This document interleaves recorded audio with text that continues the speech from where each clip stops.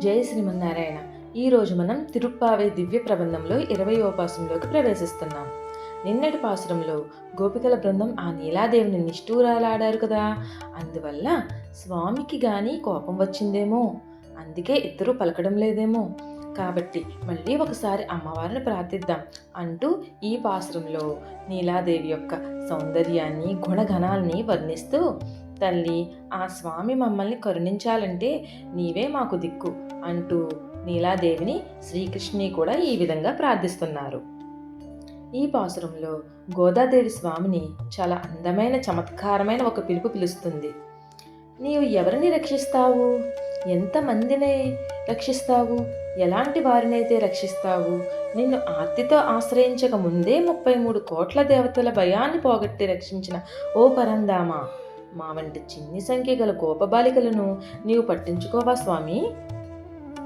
స్వర్ణ కలశము వంటి వక్షస్థర్ము కలవాడా, అరివీర భయంకర పరాక్రమశాలి, రుజుత్వం కల మా స్వామి, మమ్మ కాపాడుటకు నీవు ఎవరితోనూ యుద్ధం చేయవలసిన అవసరం లేదు. నీ మేలుకొను సమయములో నీ దివ్యమంగళ సౌందర్యము మేము దర్శించినట్లు అనుగ్రహించు స్వామి అని శ్రీకృష్ణుని మేలుకొలుపుచున్నారు. అలాగే అమ్మవారిని ప్రార్థిస్తూ, ఓ నీలాదేవి, సాముద్రిక లక్షణాలు అయిన సన్నని నడుము, ఎర్రని పదవులు, బంగారు కలసముల వంటి వక్షస్థలం కలిగిన పరిపూర్ణురాలా, లక్ష్మీ సమానురాలా, మేలుకోవమ్మ.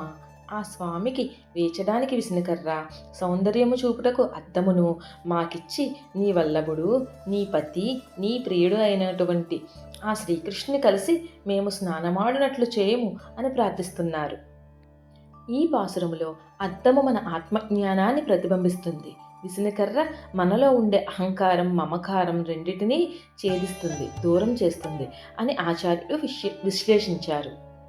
ఈ గోపికలు కోరు స్నానము ఏమిటంటే, భగవద్ గుణాలు కలిగిన హరి అనే సరస్సులో మునిగి పారవస్యం పొందే అద్భుతమైన అనుభూతి అని అర్థం.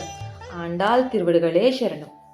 ఈ పాసురానుగుణంగా అద్దము విసినకర్రతో శ్రీ ఆదికేశవ ఎంబేరమన్నారు కోవిల నరసాపురంలో గోదాదేవి జడ అలంకరించబడి ఉన్నది.